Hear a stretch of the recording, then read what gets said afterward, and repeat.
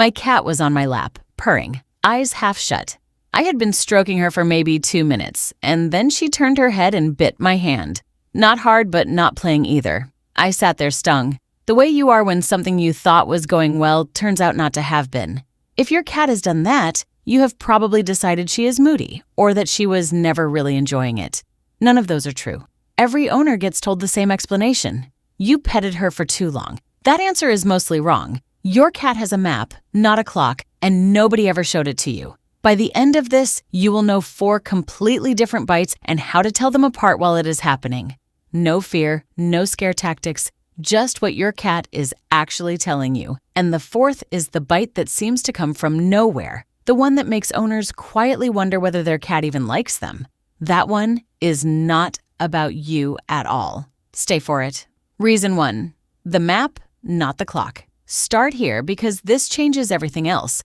Your cat does not have a petting timer that runs out. She has zones, and they are wildly different. Here is the part almost nobody is told. The places a cat genuinely enjoys being touched line up almost exactly with the places she has scent glands. Her cheeks, the base of her ears, under her chin, those are the places she presses against your hand on purpose. Touch there, and you are joining in with something she already does. Now the other half of the map. Her belly, her legs, the base of her tail, and long strokes from head to tail. None of those are invitations. Some tolerate them, plenty do not, and a long stroke crosses 3 or 4 zones in one go. I went looking for whether anyone had measured this rather than guessing, and Lauren Finca has built much of her research career on exactly how cats want to be handled. The short version is that most of us pet cats far more than they asked for in places they never offered. So the fix is not a stopwatch. Stick to the head end.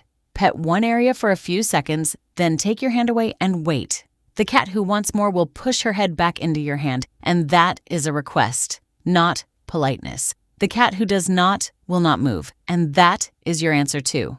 Reason 2, the hand that became a toy. Second bite, completely different. Pupils huge, front paws gripping your hand, back legs raking it.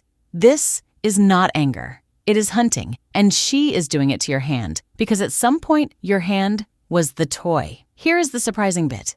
Cats learn how hard is too hard from their litter mates, not from us. Kittens play. Someone bites too hard, the other yelps and stops playing, and the lesson lands in a second. A kitten who missed that, or who was played with using bare hands, never got the calibration. So the adult cat is not biting harder on purpose. She does not have a fine sense of where the line is because nobody showed her. Kirsty Sexel, a veterinary behaviorist, has made this point for years. The fix is unglamorous and it works. Your hands stop being toys. Completely, starting today. Wand toys, string on a stick, anything with distance between your skin and her teeth. And when she grabs your hand, do not pull it away because a moving hand is live prey and you have just made the game better. Go still, go boring, and end it. Tell me in the comments which one you get, the lap bite or the play grab. I read every one because the third one is not really a bite and it is the one owners most often get backwards. Reason 3, the one that is not a bite. This one is small. She is lying against you, calm, and she takes your finger or a bit of your hair or the edge of your hand and gives it tiny, rapid nibbles. No claws, no tension, no pause before it. Sometimes she licks first, then nibbles, then goes back to licking. That is not aggression, and it is not a warning. That is grooming, and she is doing it to you. Cats who live together groom each other, and they concentrate on the exact spots the other cat cannot reach alone. The head, the neck, behind the ears. Those little nibbles are how they work through a knot or a rough patch. So when your cat does it to your hand, she is not tolerating you. She has filed you under the very small list of animals she grooms. You will notice she almost never does this when she is fully awake and alert. It shows up when she is halfway to sleep, when the guard has come down. And unlike every other bite in this video, this one gets less frequent when a cat is unwell or uneasy, not more. It is one of the few things in a cat's whole vocabulary with no double meaning. Reason 4, the bite that was never about you. Here is the one I promised you. You reach down to pick her up and she bites you properly with no lap, no play, no warning you could see. Afterwards, she is fine again and you are left holding your hand thinking, what was that?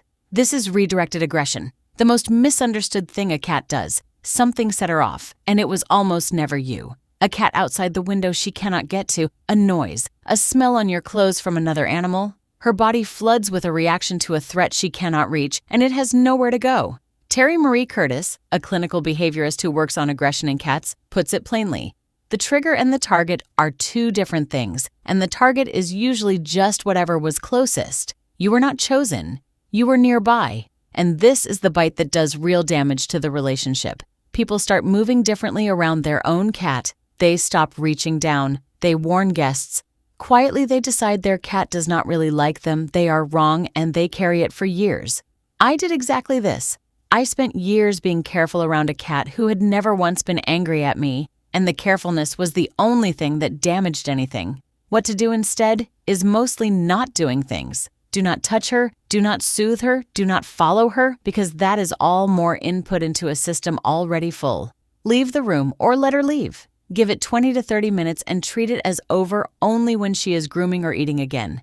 Then go and find the trigger rather than managing the cat. If it happens near the same window at the same time of day, that is a cat outside, and a curtain over the bottom half of it solves more than careful handling ever will. The honest truth. 3 things worth knowing. First, a bite is never punishment and never about status. She is not putting you in your place, and she cannot pay you back for something from this morning. Second, and this is the one to act on. If a cat who has never bitten starts biting when you touch one spot, that is not a behavior problem. That is very often pain, and mouth, ears, and joints are the usual suspects. A calm vet visit is the right move there, not more careful handling. Third, and I will be honest rather than tidy about this, you will read everywhere that cats give clear warnings. They do give warnings. They are also small, fast, and hard to catch while you are half watching television. So here is the one worth training yourself on, because you feel it rather than see it. The purring stops, or she goes still against your hand and stops leaning in. Stillness is the tell. A cat enjoying herself is subtly moving into you. If a bite breaks the skin, wash it well and get it looked at, because cat bites go deep and narrow and can infect quickly. So the next time it happens, you have 4 questions instead of 1. Was I on the map or off it? Was my hand the toy? Was that a nibble rather than a bite? Or did something happen that had nothing to do with me at all? She was never being difficult with you, she was being obvious, in a language you were never taught. Tell me in the comments which of the 4 your cat does most. If this made one thing make sense today, helps it reach the next owner who thinks their cat is just moody. And if you would rather understand your cat than guess at her, that is the entire reason this channel exists. I'll see you in the next one.